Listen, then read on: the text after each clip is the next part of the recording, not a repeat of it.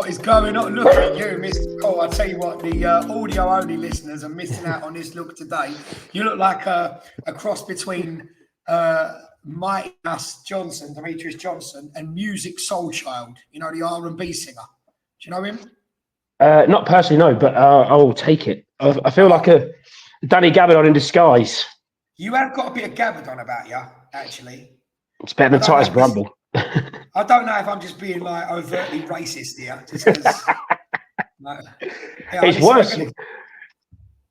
For the viewers on YouTube, how about that for twins? Listen, I'm rocking it out. I just need to fill the beard out a bit more. Yeah, definitely vibes. Like it's not the one picture. There's several there. Look, definitely a bit Music Soul Child. But I think worse. At least you have by me earlier. At least you're not one of those twats that wear sunglasses indoors. Not anymore. There you go. Not anymore. What's the top we're rocking? What's the top? Do you mean the blind people? Oh, goodness, mate. They've got an excuse. They're all right. I see a Liverpool top. Give us the background. You do. Of the Liverpool top. This one. This is my retro. I think it's 2000. I want to say 2003. This reminds me of another ex-Liverpool, ex-West Ham, Titi Camara. Yeah, I was going to say that. That is Titi Camara and Rigobert song all day long. Oh, big Rigobert. Dreadful. Rigobert song. But that's the sort of beigey cream one, isn't it? From that era. Yeah, this is the beigey cream one, just after the Spice Boys one, I think it was. Or was it? That's it. Yeah, I think it was after the Spice Boys. Yeah. I think what we've got to do is when we build this up a little bit and we end up like undoubtedly, inevitably being put up for Podcast of the Year awards, I think me and you should go in the pure white suits, Spice Boy Cup. Oh, let's do it. Let's do it. Let's go. Well, I'll tell you what, I'll go in the Spice Boy suit. You can go in that thing Declan Ross was wearing. Just in case I need to go to the toilet and I need toilet roll. Yeah. It's a deal. It's a deal. Oh, listen, he looks like a zebra crossing. He does, doesn't he? I said to you in the one we recorded with Terry, he looks like a mint humbug. Do you remember them sweets? They came in like a big jar. They were black and white stripes. Oh dear, it is funny though. But fair play to him. What was your childhood favourites? Did you ever like a rhubarb and custard or fruit salads, or was you a blackjack kind of? No, licorice, vile. No, nobody liked them. Sherbet lemons. Remember them? Yeah, I remember the sherbet lemons. I like the flying discs. They were all right. Yeah, mine was they melted in your mouth. They were like paper. They were like cardboard with sherbet inside, weren't they? Yeah. I liked the my favourite one were probably the cola bottles. I remember once I went to the shop when penny sweets were a penny. Gave them £1, got 100 fizzy cola bottles, ate them back to back, and then I got like blisters on my tongue because of the fizz. Yeah. Did you ever have the red cola bottles that were like cherry? Yes. Yeah. Oh, banging. And when you used to do like that pick and mix, when it actually, this is talk about two council estate kids talking now. do you ever remember them chocolate mice, white chocolate mice? But the they were good. They were good, but it was like waxy chocolate, and them little like chocolate buttons with the hundreds of thousands on. Do you remember see, they were always like last for me because they used to get stuck in my teeth. Oh, same. But I'm just they were the last ones. I love those ones. Did you ever go to Woolworths and do the pick and mix when Woolworths was alive? Remember the shop? Maybe, yeah. Big old pick and mix section. You could go in there, and it was when it was like a penny a sweet. I always used to worry in like the corner shop that you'd go in like the Happy Shopper and people had their hands all in them. That was what put me off. That never ever even crossed my mind as a kid. Like disgusting. Never. Vile. Frank. I'm pretty sure there weren't even no things to pick him up with. No, but I'll tell you what. You need the little plastic shovels. Yeah, the little. But I bet you none of these footballers have ever done that. You know what I mean? I bet nowadays. What a beautiful, seamless transition. First of all, let us know your favourite retro sweets in the comments because I'm a fat lad and I'm interested. Kanye, you got something on your mind today? Footballers are annoying, aren't they? They're out of touch. Lay it on me. Yeah. Talk to me. Give us the backstory, and then we'll talk about what we're going to talk about today. So basically, I've got another gripe. I've got a gripe. I don't know why. Every time you say that, I just think you're doing Steve McLaren's like Dutch accent. How you say we have a tough time when you play how to play Arsenal in the Champions League. Steve, why are you speaking with a Dutch accent? You're English. Did you see the Jamaican team? Oh my God, how good are they? These Trinidad boys, you know. Brilliant. Go on, tell So us what good. grinds your gears. Right, so the whole interview with Rodri, right, and I've listened to the whole of it, and I understand the journalist has brought it up into question. But how out of touch are they if they think that the money they get paid, they are? It's not that they're allowed to strike. That striking is going to solve anything. You are a hyper successful footballer. Like he's probably up there for Ballon d'Or this year. You are going to play more games. It's the same as most things. Like most people in their normal day-to-day jobs, the better you are at your job, the more what you get given. It's not fair. It's not right. But it's what happens. So before you go into that, just give us some colour, some background on what he said in the story, because there's a lot of people that would have missed this. Give us a bit more context on what he actually said. Basically, he was asked about what do you think about the fixtures congestion and the amount of games you play. And we sort of put to him, do you think the players might strike? And he just went, yeah, I think we might strike. We're not getting enough rest. They're asking us too much. Sometimes playing 60, 70 games a season is far too much. You don't get the best out of us. And he's basically saying like he believes that they're close to a strike, in his humble opinion. I think it's, pardon my French, it's fucking nonsense. It's absolute nonsense. Yeah, basically grow up. What's he on? 300 grand, 350, 400 grand a week? What's he on there?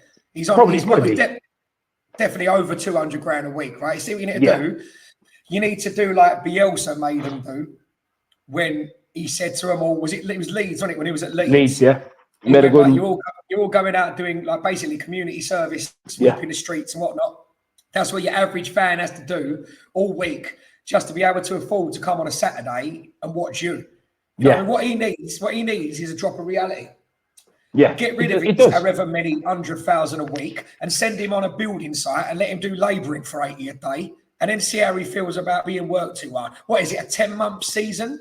Including like if you go all the way in the cups, it's 9 months, isn't it, a Premier League season? What's it, 10 months with all the cups, where if you're in the Champions League final, 60 games over 10 months. That's ridiculous. It's crazy. 6 games a month.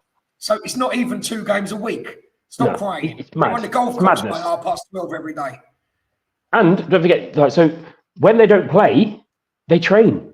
So when you do play, you have a rest day. So this whole thing about we're playing too many games, how do you generally get that? Because if you play 1 game a week, you'll have a rest day the day after, or you'll have like a shadow day where you'll just do little bits to keep you ticking over, keep you stretched, keep you mobile. Then you'll train. So if you're only playing 1 game a week, you're now training 4 or 5 days a week. How's that any different from a game? You'll play a mini-sided game in there. So I don't get it. Maybe the travelling, if he's on about the travelling, I can understand that. But it's not like he's flying on Ryanair. Like they've got private planes, got private coaches. Like, so if you're going somewhere, you are going direct. You don't even have to go through. I didn't know this until someone said it the other day on a podcast. You know that footballers, when they have private jets and stuff to go places as a team, you know they don't go through the normal security. They actually have a private security. Yeah, I didn't realise there's a private security thing to do it. So they're not even at the airport like we are. That's what I mean. Often it's not airports. It's just like landing strips. I forget. Like something like Burgess Hill or somewhere. There's one there, straight in, straight out. They do that so there's no paparazzi. Yeah, that's what I mean. They're not queuing up at customs or passport control or unpacking all their stuff to put it on a security belt to go through with the queue of other people. They've got the best of the best. They're not staying in Premier Inns or travel lodges. They're in 5-star hotels. They've got spas. They go training. They finish training. They can get a rub down, a massage. You know, they've got recovery chambers, hyperbaric chambers. Is that the same thing? Well, it depends if you're lucky or not. I saw, just off subject a minute, I saw an advert, I should have sent it to you the other day, a thing come up on Facebook and it was like hilarious adverts like from the 80s and 90s, and there were some builders. So there was this bloke laying on a massage table with a towel over his bits, right? And the bird's massaging him and you can see that he likes it, but you can see he's getting a bit like into it, right? Getting a bit aroused. So she's got all the oils and she's like really rubbing the top of his thigh and he's laying there going, oh. And then she's doing it a bit higher up and he goes to her, he like leans over and whispers something to her. And she says to him like, no, I can't, right?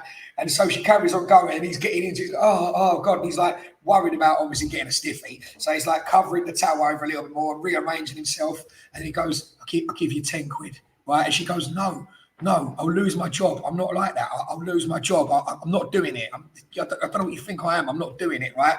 And then she carries on massaging him and she's doing all his legs and that. And then like up on his body. And then he's going, oh, please, please. And she's like, no, will you stop it? I'm going to call the manager. No. And he goes, all right. So he leaves it a minute. Then eventually he goes, 20 quid. I'll give you 20 quid. And she goes, all right. She goes, so she walks over, wipes her hands, gets some tissues and wipes her hands. She goes, but you better be quick, all right? And he goes, yeah. And she turns the telly on and puts a football on. And that's what he wanted. It worked. Classic. What you were thinking. Class. Really Absolute class. It was funnier to watch than the way I described it because it was just the timing of it. You know what I mean? See if you can find it, get it up so everyone can see it. I don't even remember what it was advertising, but it was funny. Made me laugh. I definitely think that. Well, I think generally footballers today, on the most part, are really out of touch with things. But it's not a new thing, is it? Even when you think back to the first £1 million transfer, Trevor Francis, like that was a little bit before my time and certainly before your time. But I remember the hysteria around it. I remember people saying, like, no player's worth £1 million. That's ridiculous. And then in my lifetime, Roy Keane going from Nottingham Forest to Man United for £7 million. And him coming out on the pitch and £7 million. I remember thinking that was ridiculous. I remember Alan Shearer going to Newcastle for 15 million. I remember Andy Cole going for something similar. And I remember thinking, wow, it's never gonna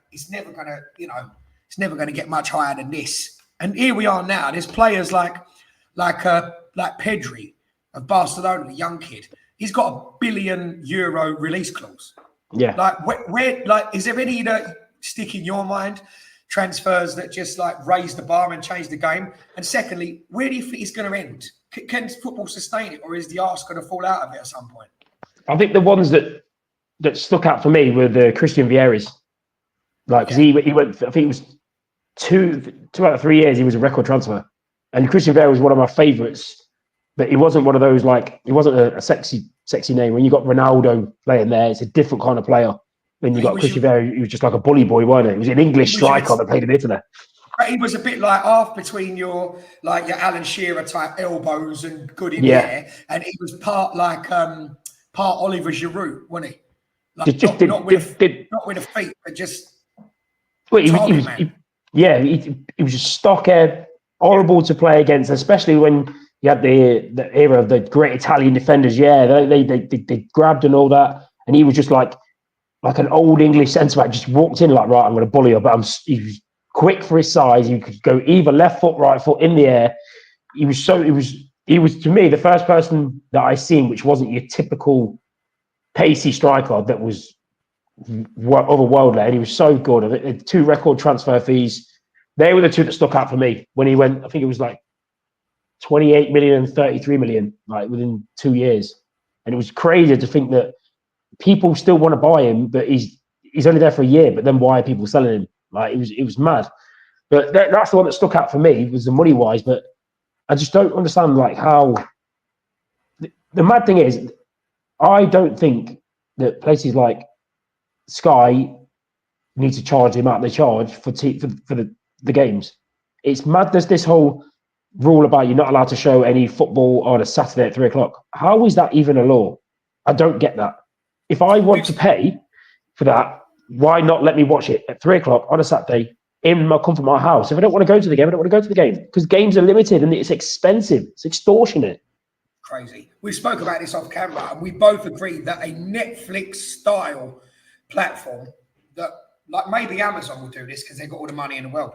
Maybe buy the rights to the Premier League.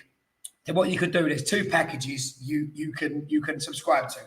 Either just your team season ticket, and the revenue from that, if you play, so the part of it goes to your club, part of it goes to the platform, part of it goes to the Premier League and the FA. As a West Ham fan, I would have a season ticket for all the matches that West Ham play. It's an away game. A portion of that goes to the away team as well, and same as you when you're at home, you'll get a portion of the other team. Like the away team will give you a portion of theirs, which would also filter down the leagues, because in the cup, if we're playing Barnsley away, not only will they get the gate receipts, but you'll get the spectator receipts from all the West Ham fans who want to watch West Ham Barnsley, and that'll be obviously I would imagine a bigger fan base than Barnsley, for example. So they would get a portion of the TV revenue from that. So you can either have just your team season ticket for, I don't know, 20 quid, or you could pay like 30 quid where you can have all the Premier League or all the Championship or whatever your team is, whoever you follow. And I think that's the future. There's no reason why in this day and age, you can't, like when I was just in England, right, to go back and see Steph's family recently, it was West Ham Fulham. I said, I'm going to try and watch the game because I've got to do a podcast about it on the West Ham thing. Shout out to Hammer's chat, by the way, but on the West Ham thing. And she went, oh, well, just go to the pub, like see what pub it's on. I said, it won't be on, baby. It's like 3:00 on a Saturday. You're not going to get that. And here, like you can watch it's everywhere. It. It's everywhere. It's everywhere. So it's doable. I mean, it might not be legally. I don't know the ins and outs, but in England, you just can't do it. In this day and age, I don't see any reason why you shouldn't do it. Do you think that model is something that could work? The Netflix style, Amazon style subscription service, and then a fair proportion of the money to the teams as well as the FA, the revenue. The argument, why not? Just before I stop rabbiting, the argument against it was always they think it would stop people coming to the games. But I still think plenty of people, there's no substitute for going live in the atmosphere. Yeah. I still think plenty of people would attend the games, don't you? It wouldn't kill the grounds. I think what they'd have to do, I think they'd have to work on. So basically, what happens with any product, if you're exclusive, you get lazy, you get comfortable in it. So I think that's what they've got now, and they've got greedy. It's very expensive to go and watch a game. If there was the option of paying £25 a month to get, right, I get now to watch all the Liverpool games, and then it's all there on the catch up, and then you could have people like, say ourselves, you could have some people doing some podcasts just to keep you involved. If you want to chop on there, reviewing it, sound, no problem. Not an issue, not a pricey thing to do. If then it's taking people away from the game, right, you've got some teams like, won't mention their names, Man City, the Etihad, maybe you can't fill their stadium, but maybe if you weren't charging 120 quid a ticket, maybe if you weren't charging 10 quid for a drink, maybe if you weren't charging 10 quid for a pie, and made it a reasonable amount, maybe stop charging the vendors so much money to go in, maybe make it realistic. So if I want to go with, say you wanted to go with Ronnie, you shouldn't have to be paying, like, you should not sit there and think, right, well, that's 300 quid down the drain. Yeah, exactly that, 300 quid. I mean, imagine we're a family of 6. I've got 4 kids. I've got a friend that goes over there. His son's into it and his daughter's just into it as well. He's the best part of 400 or 500 quid. So that's not including travel. Just getting up there, tickets, they want to drink. Like even when we went, right? So the last time I took Ronnie and Abby, I took 2 of my kids, just me, Ronnie and Abby, and my mate Dave got the tickets for us. So the tickets were about 80 quid each for the kids. And it was only, who did we play? Freiburg in the Europa Cup. Europa League right? Cup, yeah. Yeah, Europa League. So it was like 80 quid for our tickets, 115, I think, for adult tickets. Got the truck, drove up there. You can't park anywhere near the ground. We had to get a train 4 stops to get anywhere near it. Get through. At West Ham, you got the stop and go signs from the station. So it takes you about an hour to get, like, literally from the rum pots and Eugenians. Like in a Tenerife reference that you that's the distance, and it takes about an hour because you walk like 2 shops or whatever, stop, let people through, like 10 minutes wait, 15 minutes wait, next lot. It's like a traffic, like when you sat at traffic lights, it takes forever to change. Lets one car through and changes again. So it takes forever to get there. Then they've got the security. You've got to queue up and be like shaken down, patted down. But they although they do that, it's such an inconvenience, but you think, okay, like at an airport, it's fair enough if you're keeping people safe, but then they can't be bothered. They're like that with the wands, keep going. The amount of people that have gone in, like a mate of mine had a Stanley knife in his pocket from work still, forgot about it, and got in the ground and went, oh, damn, I've still got this. They didn't flag it up. Do you know what I mean? But yet it's causing all this chaos. You get in there, so... Because David got the tickets, which was a fortune. He said, I don't see you often. I don't get the kids anything for Christmas. I'll get the tickets. So I really appreciate that. So I went, I'll get the food. We went outside, 4 cheeseburgers, 50 quid. Wow. 4 cheeseburgers, 50 quid, right? Got that. Of course, the kids yammed that down before we were even in the concourse. Going to the concourse, Daddy, can I have a drink? Yeah, of course. I had a beer. Dave had a Coke Zero. Ronnie had a Fanta. Abby had a water. 33 quid. Jesus Right, Christ. so I'm 80, best part of 85 quid down. All we've had is a burger and a drink. Yeah. Then Ronnie wants, of course, he wants a program. Abby wants a program that she wants to keep in her. She's got a little West Ham box with all the memorabilia and scarves and bits that she collects, like from games she's been to and stuff. And then they want that at half time. Kids are kids. Can I have another drink? I'm hungry again. Can I pop? I ended up saying, I will get you something, but let's get out of here first. Yeah. Now that's not West Ham's fault, really. So as part of taking over the London Stadium, which people may or may not know watching, was the Olympic Stadium in 2012. The catering company is called Delaware North, and they're already assigned a contract for a 99-year lease to the stadium. So West Ham moved in, but we've got no control over our own food and drink prices. I think a pint of like Heineken or Moretti is like, I think the cheapest beer was about £7.20 a pint. Like up to like 11, 12 quid a pint. Like can of Coke's $5.50. Just a can of Coke's $5.50. It's a liberty, and this is another thing that's wrong with the game. You know what I mean? It's crazy. What you just said there, not including your time, not including all that, and how much it costs for your train, you're up to 350 quid. Yeah. Just from that, and that's how is that like? I know you go into the game and the atmosphere and stuff like that, but you do not need to charge that kind of money.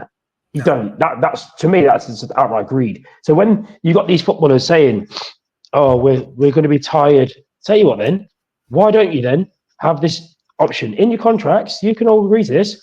We get to have holidays during the season. If you want to book 2 weeks off, book 2 weeks off. That's why we have squads.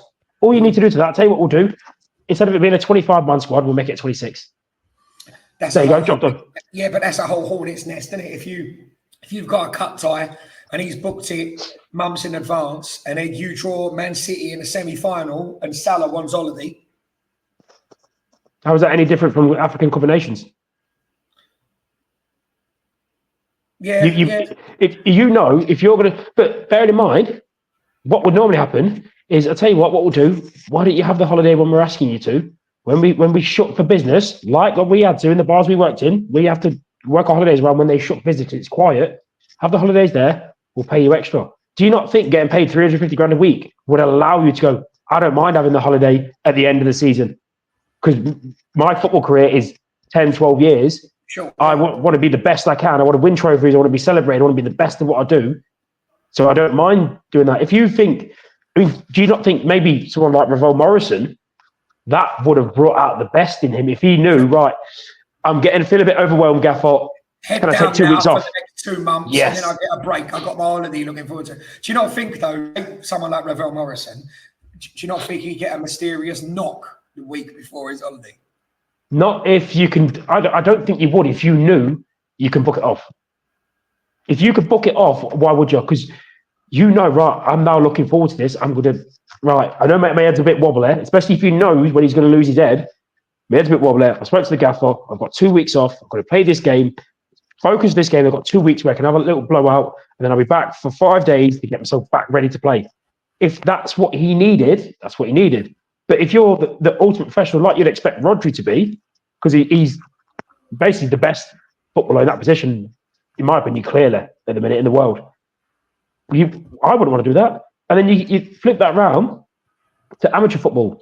When I played in England, I would train on Tuesday, train on Thursday, play on Saturday, play on Sunday, and then go work all week. And I'd pay on the Sunday to play, and then on Saturday I used to get a little bit. Subs at training. Yeah, so we used to get expenses paid for, so it's all right. We weren't too bad. High level baller. Devil's avocado. Bring him on. Devil's avocado. What about, like, you can't legislate for injuries? What if you've been out with a hammy for 6 weeks? You just come back, you're just getting up to fitness, you're back for 4 days, and you're on holiday for 2 weeks. How is that any different to getting injured towards the end of the season? It's just inconvenient, though, because that's through choice. That's not through injury. Injuries can't be helped, but you can help coming back from injury and then being away another 2 weeks, can't you?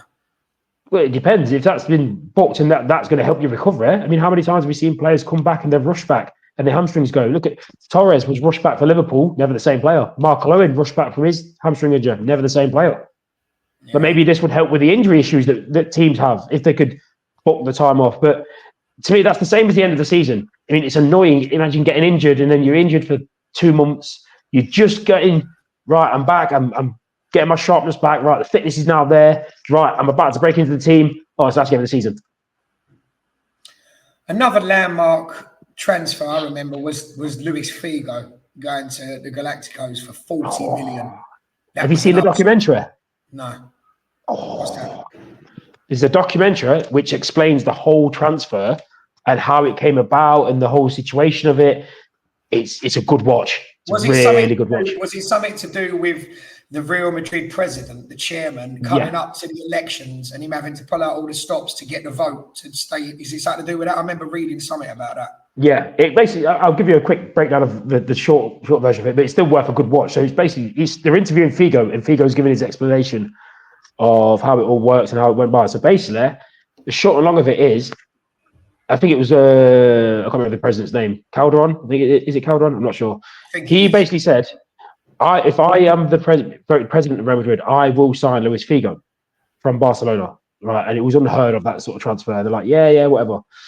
And then you heard the story that Figo had met Calderon, and basically what Calderon said, like, right, how much would you want a week? Spoke to his agent. In Figo's mind, Barcelona would never sell. That was in his mind, that Barcelona would never sell. Because I didn't know Figo played in Italy before he played for Barcelona, you know. He had an unsuccessful stint in Italy and then got a homesick one to go home. So he basically agreed, the deal was, if we can agree a deal with Barcelona and if I become president, this is how much you'll get. This is the contract agreed and signed. But to sweeten the deal, I will give you 5 million euros now. If I can't do it, 5 million euros is yours. So in his head, he thought, I'm going to get 5 million euros to do nothing. Yeah, because Barcelona won't sell me.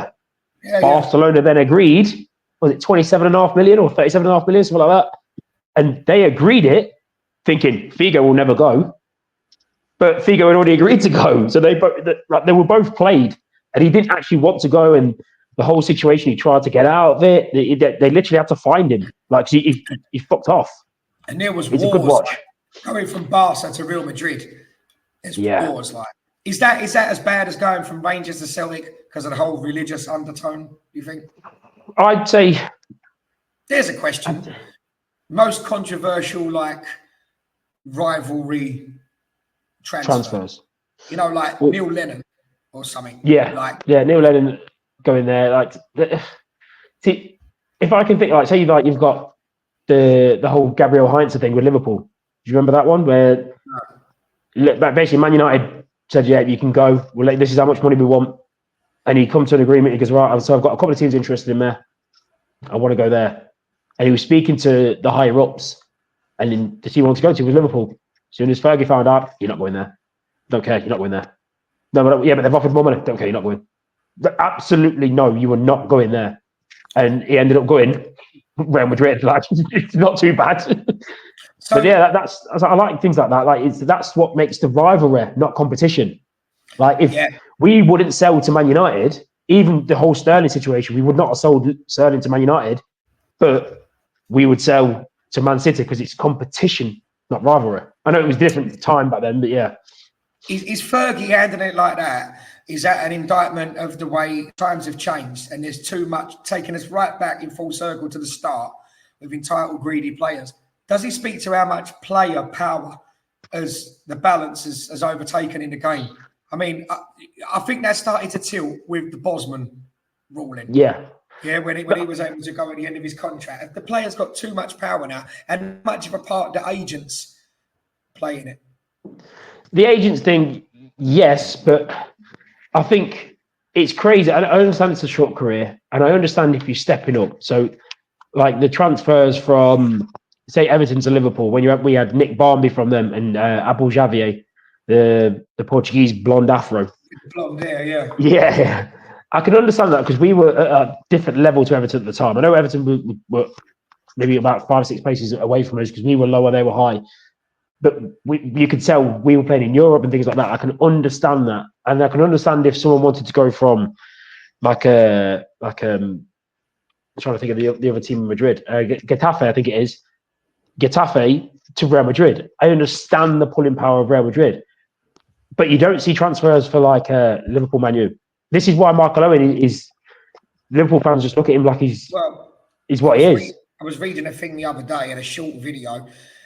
And it was how Robbie Fowler's a god and Owen's a traitor to them. And I think a lot of people, Liverpool fans, they discredit just how good Owen was, especially at 17, 18, 19, 20, when he had that pace, because of he ended up going to Man United. He tarnished his career. Do you know what it is? That's, for me, maybe some people it is, that's not the reason why I don't look at Owen as the same as Fowler, because it's not the fact that he went there. Your career is your career. At the time you get a stick, and when it's gone, it's gone. It's the fact that he doesn't class himself as an ex-Liverpool player. He's an ex-Man United player. That's what did me when I heard him say, yeah, well, I'm an ex-Man United, Newcastle, Liverpool. Hold on a minute. We brought you up. We put you in. I remember his first game playing against Wimbledon. Last game of the season, he scored 2. And you don't put us first. That's me. I'm an ex-Liverpool player. If I played one game for Liverpool and then played 20 years at Leicester, right? I might say I'm an ex-Leicester player, but my proudest one is I'm ex-Liverpool. That's my team. I'm an ex-Liverpool player, especially if I've come through their ranks. Nailed it. Sexual chocolate nailed it. And I'll tell you exactly what happened with us and who that is for us, West Ham. Brought him up, made him what he is, brought him through, and all he ever does is slags off West Ham, and all he is us this and us that about Man United, and that's real. Let me write it down who I think it is. Oh, I just said it. Did you not hear? No. Go on, who you got? Who you got? No. It's not Ince. No, so audio, no. So he doesn't do many interviews. I'll tell you who's worse than that. I'll give you a clue. His younger brother was West Ham, and he's still West Ham through and through. And goes on interviews, goes on podcasts. And Anton is like, West Ham, the lads, blah, blah, blah. Like, oh, we're playing Fulham this weekend, and blah, blah, blah, blah, blah. Rio's all we this, we that about United. Like, brother, you know what I mean? Yeah, literally. Yeah, ridiculous. See, I can understand, like, in certain aspects, like, maybe a little bit, I can understand if it's not a rival. Like, because if he spent 10 years there, he's been successful. Like say for someone like Vincent Kompany, for example, right? So he's obviously come from Belgium, went to Germany, then came to Man City and stayed there. Married a Man girl, settled in Manchester. I can understand him going, well, I'm City. This is my adopted home. Like Tenerife for you is home. Tenerife for me is home until Friday. For now, Steve McLaren. I can get that. But the whole thing is that's the club that you brought up, that's the club that you supported, that's the club that gave you the chance. And you've spent time there, and you've not left because they didn't want you. You've left because you had the chance to go and do bigger and better things in your career. Why would you change that? Like, why is it not? Like, maybe you didn't love that club as much as you thought you did. You know what I mean? Like, that's how I look at it. Couple of things. How on earth did Kompany get that job at Bayern Munich? That's one for another day. Just Ridiculous. Can't work that out at all. Second of all, Rio, Man United was maybe his most successful club, but he seems to forget where he's come from. Like, so he was the one that was really campaigning for Rice to leave us when he was still there. Declan Rice to leave us and go to United. Like, and it was all, we need this, and Rice will be better with us and all that. Come on, stop that. And the other one who does the same, which is strange because he's played for a load of clubs and he came through us. He's a bit more respectful with it, to be fair. And during the Conference League and the Europa League, he was like, him and Cole were fully cheering West Ham on. But Joe Cole always refers to Chelsea as us. Yeah, he played for Chelsea, Liverpool. He played for various teams. Yeah. Started at West Ham twice, captain West Ham at 20, and it's us, Chelsea. So you know what I think it is? I think they're confusing. Like, they get their most successful place, right? And this is the thing that makes me laugh, right? West Ham sold Rio because it was good business for West Ham to get the money, and it was good for him. Squandered the money, though, didn't we? Yeah. But Titi Kamara and Rigobert Song. That's who we bought off you. And then we went and got. Cheers for that. Went and got someone else. Oh, forget. Well, this is what makes me laugh. If you speak to Rio Ferdinand about how Man United let him go, bang out of order. You speak to Joe Cole how Chelsea let him go, bang out of order. The West Ham brought you up, put the time and effort into you, and let you go for your career. Man United, Rio played a game, didn't even know if he was getting his contract renewed. He assumed it was going to get renewed because no one said anything. The chairman came in the dressing room afterwards and goes, yeah, just so no, we're not going to renew your contract. Didn't get a goodbye or nothing. So how can you say that's my club? Am I imagining it, or did he end up playing for QPR when his legs? Yeah, he went to QPR. Yeah, he went to QPR. Wild. Because that's where he actually retired, and that is the mad thing. They've treated you with such like disrespect as a like. Don't forget, bearing in mind, Rio Ferdinand was the most expensive footballer or defender twice, and he was a world class like generational talent as a centre back. And then when it comes towards the end of your career, they just went. The chairman come down, not the manager. The chairman come down and went, "Yeah, we're not going to recontract." Walked out. See you later. That's ridiculous. Yeah. Why not tell him before? Listen, we're not going to renew your contract, but what? Like, it's up to you. We can either say, "Oh, if you can have it, it's your choice to say I'm not going to renew. It's time for other players to come through. I want to leave on a high at the club. I'm going to go and pursue challenges elsewhere to try and prolong my career so I can play. I don't want to feel like whatever." Give him the opportunity to go. I am leaving. It's bearing in mind. I know the club has a reputation, but the club's ego is never going to get hurt by a player saying, "I want the club to be better, but I also need to look after myself. I want to play for the last few years of my career. I don't want to be sitting on the bench because these players that are coming through are going to be pushing me, and my game time is going to be reduced." That's not disrespectful to say. So why can't you just give the man the opportunity to leave on good terms? The fans can then see him off properly. Like Germany, did you see remember, I think it was Lars Bender, when he was playing his last game, they got a penalty. Yeah, great name, Sven Bender.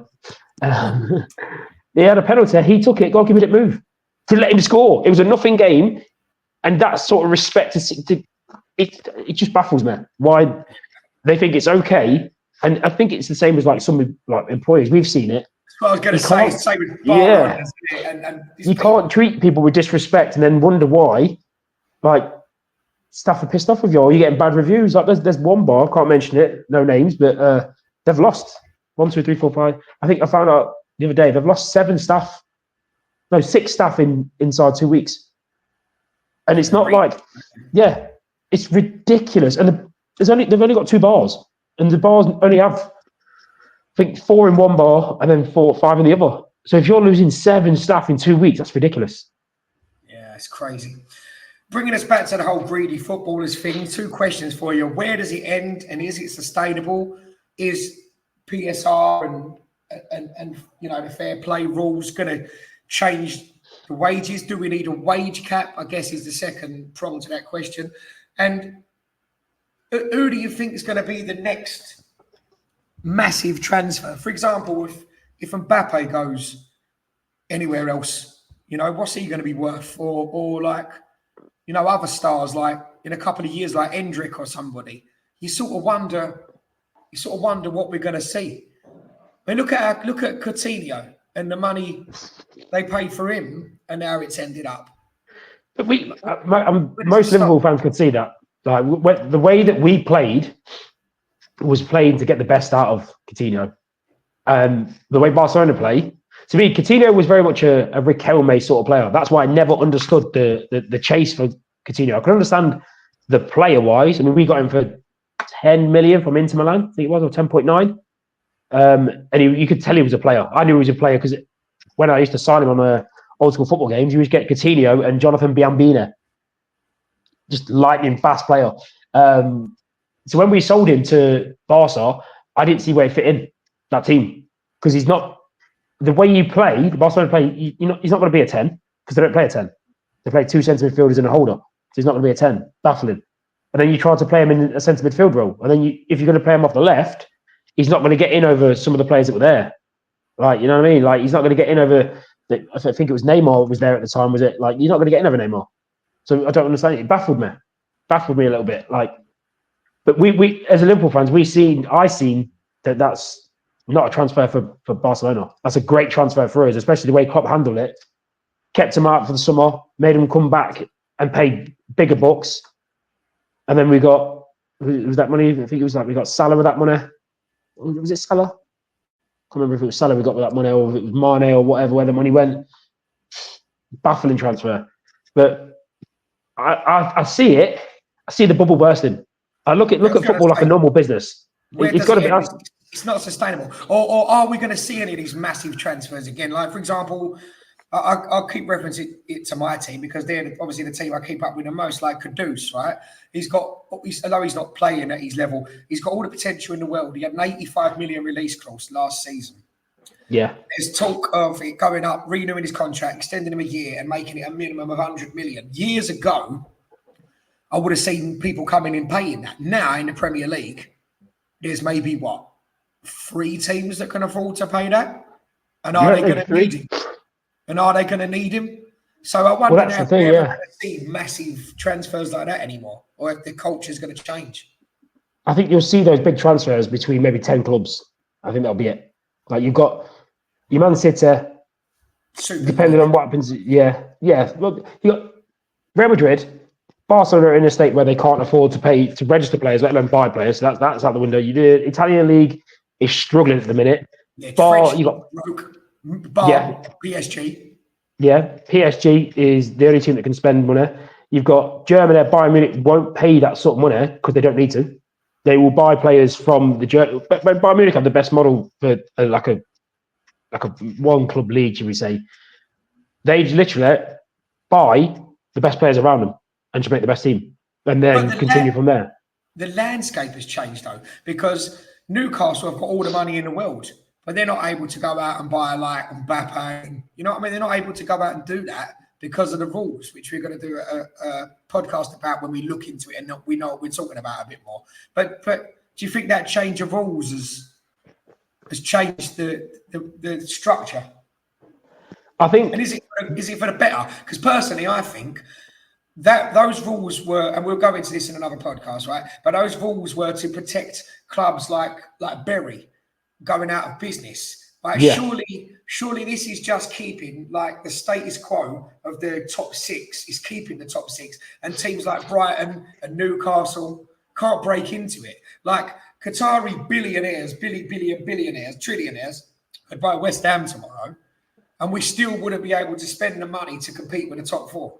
Yeah, so really, I think it's a closed shop. Well, I think how Newcastle are doing it, I think when Newcastle bought in, I think they could have spent the dough. Because bear in mind, they spent a fair bit, and they could have gone the Chelsea model. Just bang everyone on 8 years contracts and spread the cost over it, and then get back into the Champions League, and that subsidises the changes. But they went the Man City model. Let's gradually spend the money, improve, put the money into players that are resellable, players that are going to help us now to create the culture, and then we'll use the money to buy. Like if they sell Bruno Gomes for 120 million, they'll bring in 2 45 million pound players that will be that next step to where they need to be. Yeah, but you don't want to sell Bruno Gomes and get 2 subordinates. You want 11 Bruno Gomes. Yeah, I think I would personally. The whole profit saves minutes. I understand it. I understand what they're trying to do, but I do agree with what you're saying. It is because Liverpool, Man United, Arsenal, Man City's now. I mean, Newcastle are a big club. They've got good revenue. Once they start getting regular Champions League, I think they will have that money to spend. But you're never going to see a Man City again. You're never going to see that. They're going to stop that.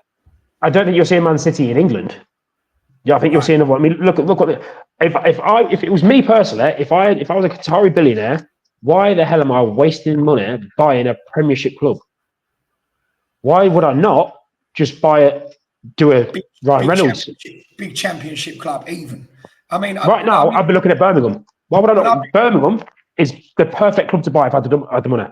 I would tell you, I'd buy Notts County, the original. Where are Notts County now? They've got a bit of League Two, I think 1 or 2. I think it's League 2. I think they were battling it out with Wrexham, so they may be League 1. They may have got promotion. But they've got a massive fan base. Massive. Yeah. They've got a good history. They've got a big ground with all the infrastructure already there. They just need some money. The ground needs a bit of work, though, doesn't it? It's a bit old now. It does. And the more you come through the leagues, the more now with the regulations, like this many seats, this many capacity, you'd need to do that. But it's a bit of a sleeping giant. And teams that, teams like Sheffield Wednesday, and good to see Forest and Leeds back. But we were talking before about the original teams like Swindon and Bradford. Yeah. The QPR. There's teams that are all ready to go. Like Norwich is a funny one. They're like a yo-yo team. Like for a few seasons, they were. I think that's what we're going to see as well. I think we're going to see the same 3 of the same 5 teams coming up every year, and then at least 2 of those 3 going down again every year. Yeah, they're almost like West Ham in my era. Yeah, like West Ham were in my era. West Ham and Newcastle were that team that were too good for Division 1, yeah, which is now the Championship, but not good enough for like Division 2 into Division 1. Like in our terms, too good for the Championship and not good enough to stay in the Prem. And like we were yo-yo. Sunderland was another one that was famous for that.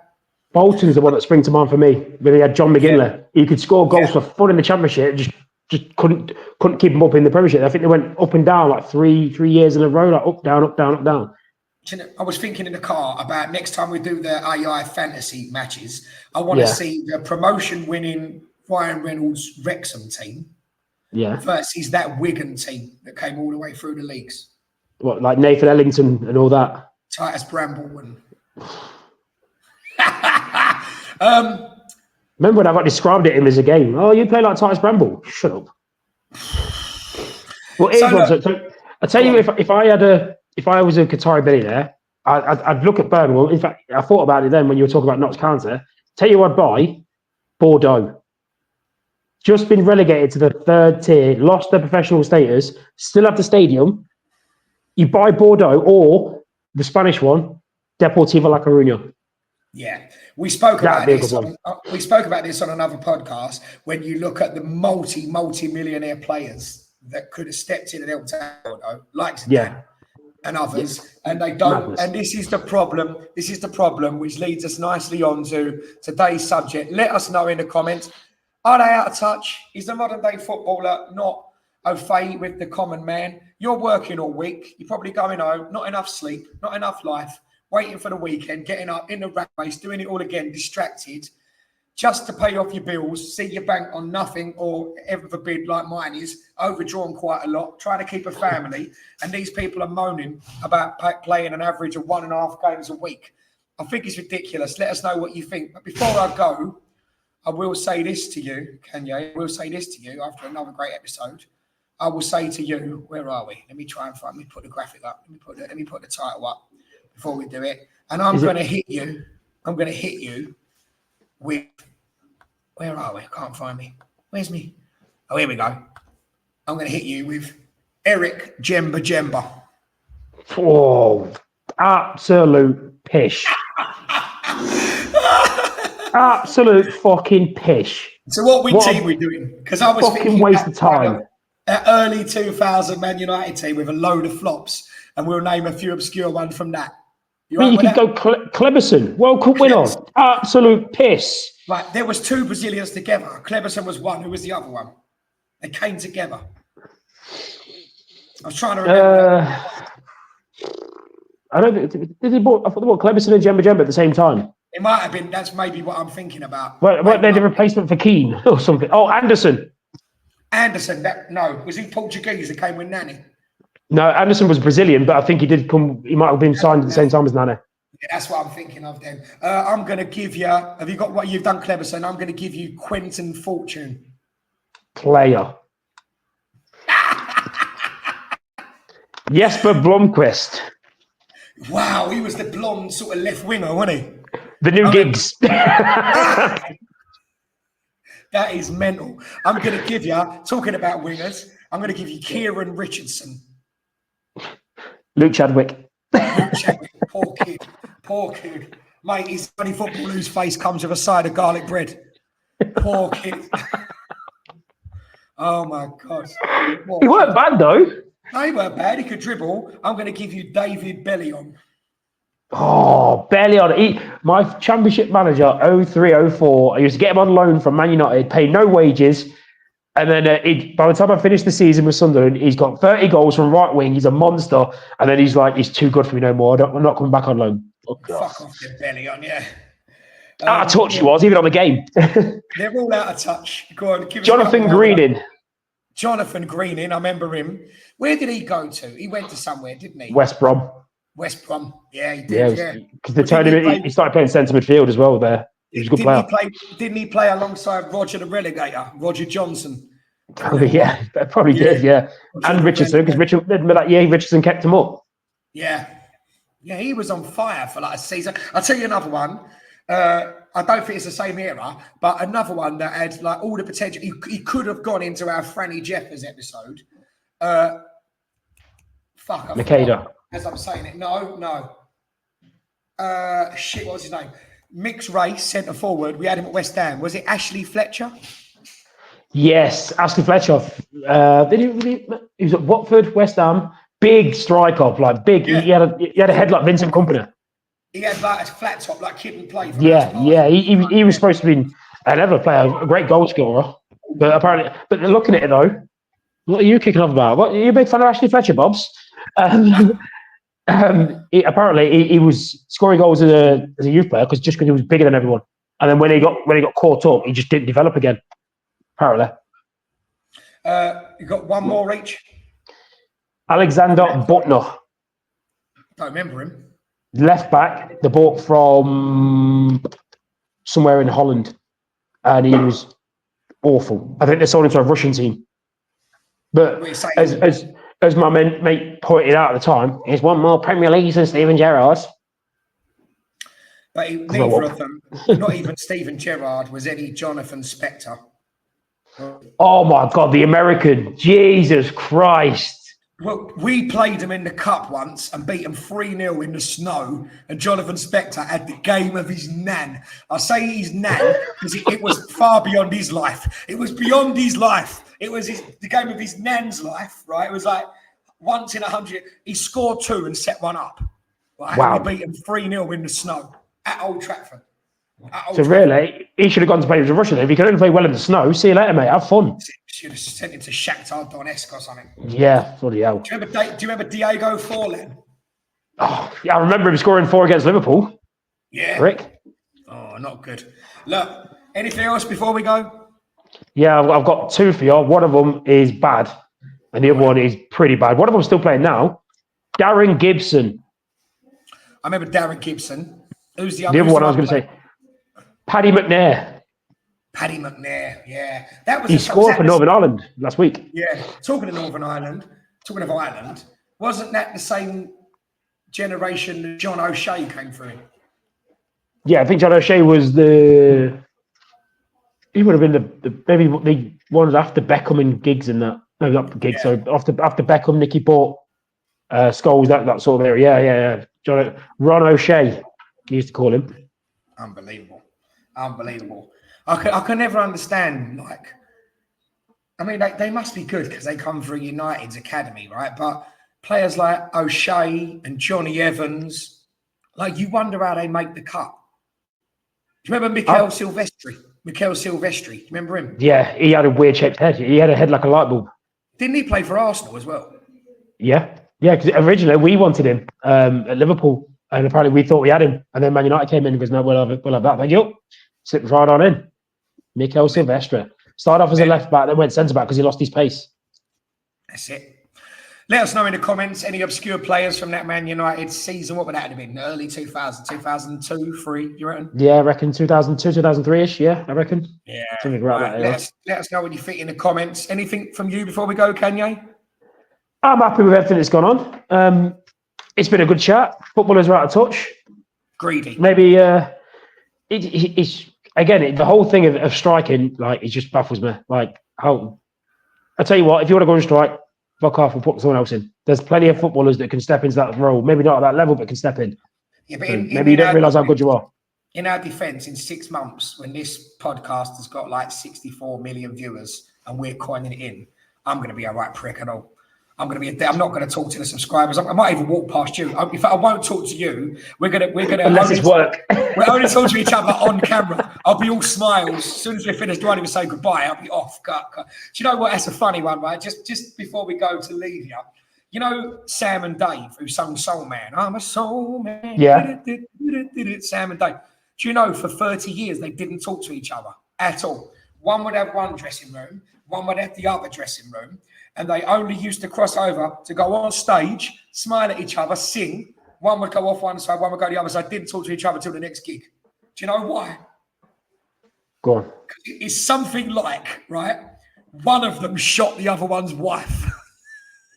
Right? And she lived. Or it might have been one of them shot his own wife and the other one didn't approve. That's what it was. I think it was like Sam shot his own wife and Dave didn't like that he was treating her that way, so thought he was an arsehole. But they were so successful and making such good money, they just had to keep up appearances. Like Jesus. Like bloody hellfire. Even though we hate each other because you shot your wife, we still do a good podcast. I still got bills. Should have insured her life and done it properly. Yeah, shit. But that was the same with Andy Cole, wasn't it? Andy Cole and Tony Shagum. They never spoke. No. Yeah, they so speak. couple of things, right? So I'm sure he won't mind me saying it because he said it on his own podcast. We're going to get some guests on from the podcast, The West Ham Way, with Dave and a chap who's an anonymous in the know. So he's called ex-WHU employee. He's a man of mystery. No one knows what he looks like. He's got a very distinctive voice, but he is the number one for West Ham news. So he's a West Ham insider, right? No one knows quite whether he's kitchen staff or coaching staff or an ex-player, right? But he gets inside news. He gets transfer news. He knows when the kits are coming out. He knows when the fixtures are changing. And lots of people subscribe for that news. And to boot, they're both lovely guys as well. So they're going to be coming on soon to talk about, all things football and whatnot.